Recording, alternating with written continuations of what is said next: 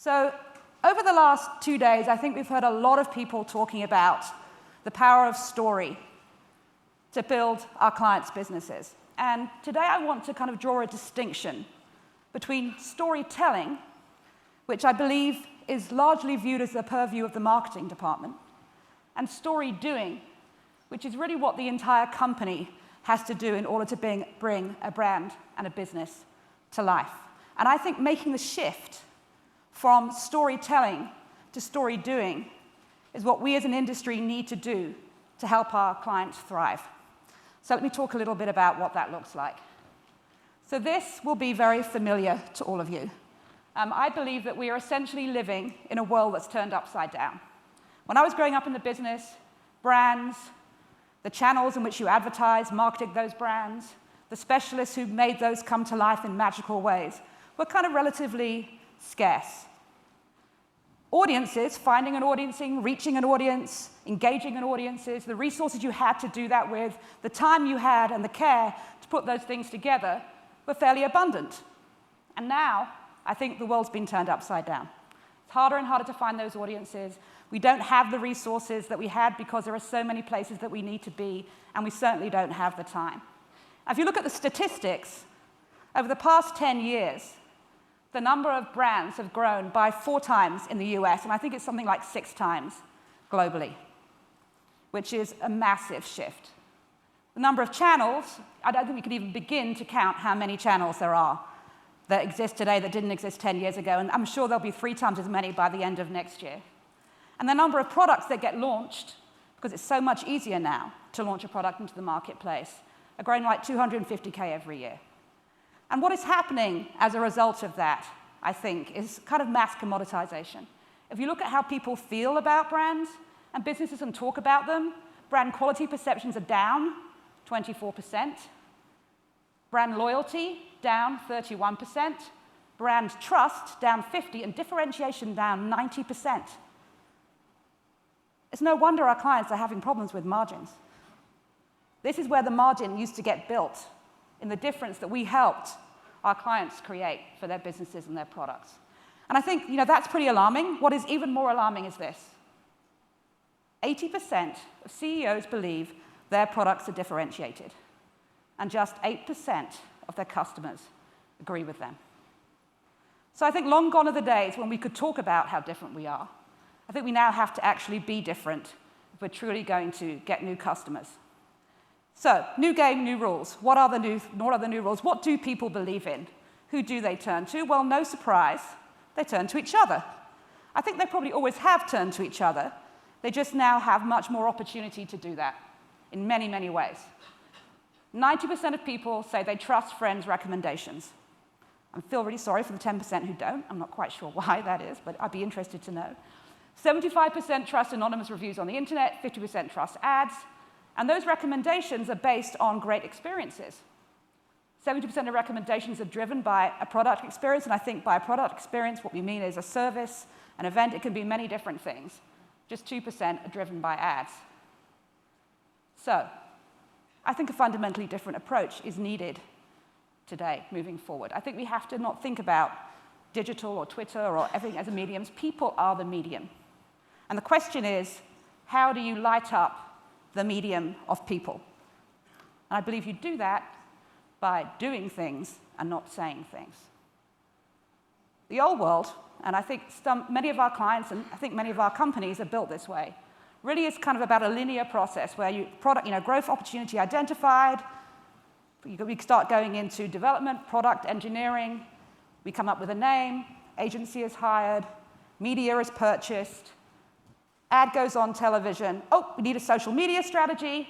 We've got one of those, and then the finger pointing begins. It's a very linear process, and we believe that world no longer works anymore.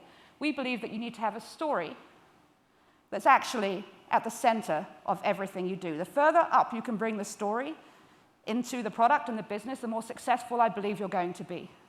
So the story should impact the new experiences, should impact your hiring, it should impact the new services, new products. You should need to build the story literally into your business. And we think that's what Ben Horowitz of Andreessen Horowitz meant when he said a company without a story is a company without a strategy. Story is not a to-do for the marketing department. It's a to-do for the entire company. And we and the marketing departments can help, I think, the CEOs of those companies understand that. And there's actually evidence that this is a very smart way to do. Look at some of the companies who we would, or I would, call story-doing companies. Kindle. They build they build everything into their experiences. Samsung, actually, just talked about the fact that actually what they're not doing is they're not advertising things. They're doing product demonstrations. They're helping people experience the product in real time.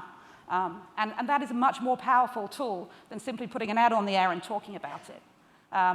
Tom's Shoes, Apple, when Steve was there, Red Bull, all of these companies are story-doing companies, and everything that CEO touches is built into the experience, and that's what customers walk away with, and that's what customers talk about. So we decided to do some research. Forgive me, these numbers are for 2011. We're about to update them. The good news is that I think the evidence is even stronger. And we looked at 42 companies in 7 categories, and we divided them into story-doing companies and storytelling companies, and we kind of looked at their financials. And here's what we found. This probably won't be a popular chart in this room, I'm sorry, but it's true. Story-doing companies spend only a third of what storytelling companies do in media. They spend significantly less money in paid media. But they drive much, much more social awareness. So the recommendations that I was talking about earlier are really what's kind of happening in the social field. People are selling those products for them. They have better financial performances. Pre-tax income is up. Operating revenue is better. They're more efficient, because I think everybody understands in the organization what the story is and how to bring that to life. And last but not least, they have higher valuations. So this isn't just a nice to have. This is a necessary to have. These companies are stronger and better and work much harder than most of the other companies out there. So what we need to do is help our clients create more story-doing companies. So how do we do that? I've got 2 minutes left. So these are the 6 questions that we ask our clients and that we recommend everyone should ask theirs. First one seems pretty obvious, but do you have a story? And I can't tell you how many people really don't have one that they're able to articulate in a sentence or 2. Do you have a story? Target's a great example, I think, of a company that has a story. Elevate the everyday, democratizing style. Pretty much everyone, most people on the street could tell you that's really kind of what Target is about. And they build that into everything. When they first used Michael Graves to launch the product, now they use Missoni. I mean, every single experience you have with them is about elevating the everyday. Their own line, their own brand called Up and Up. It makes you feel good about buying their own label. Does the story define an ambition beyond commercial aspiration? We think that's actually important because people need to want to join you if they're going to advocate for you. So what are you asking people to join? I think JetBlue has really stated their quest clearly, and that is to bring humanity back to airlines, and everybody understands that as soon as they get onto a JetBlue plane. They innovated in all kinds of ways. They gave a cheaper experience, but it was a better experience. The third question we ask, and I think this is kind of critical, is the story understood and cared about by everyone inside the company? I don't know how much time folks here spend trying to understand internal company cultures and how you can move them forward, but we need to spend as much time, I believe, getting the people in the organization jazzed and excited about the story that they're living every day as we do people outside who are their customers, because they will then reflect that and live that. And Zappos, who are genius, they're really a customer service company, and they happen to be in the shoe business. But every 6 months, they bring a whole crew of people in who are going to answer the phone, spend as long as they need making those customers happy with I buy a lot of shoes, so I have a lot of experience with them, and they're fantastic. One of the things that they do is after someone's been there for 3 months, they offer them $3,000 to leave. They want to make sure that the people who are answering the phones actually really enjoy their job. Is a story being used to drive action throughout the company? So it's one thing knowing what it is, but what does that mean for what you're going to do each and every day? And IBM, with Smarter Planet, pretty much when everyone presents a new idea for IBM, they talk about why it's going to make the planet smarter. It drives the innovation process. Have you defined a few iconic transformative actions to focus on? In this world when there are so many things to do, having one or two things that someone can point to that really bring that story to life is critical. You know, Red Bull Stratus, we all are aware of that. One of my personal favorites is when Howard Schultz came back to Starbucks, knew that he had to kind of turn the company around. He closed all the Starbucks down for 2 hours to teach the baristas how to make coffee again, and to show the world that he actually really cared about that. That got more press, more publicity. That turned that company's fortunes around faster than simply advertising would have done.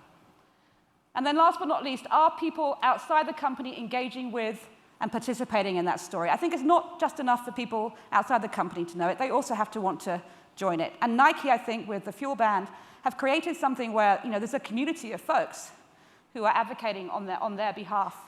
They've kind of created a platform for community, and as many platforms as our clients can create for community, I think the more successful they're going to be. So, in quick summary, I think storytelling is great. It's even better when you have something to talk about. And if you put the Storydoing out there in the world, they'll tell that story for you. So thank you all very much. Good to see you.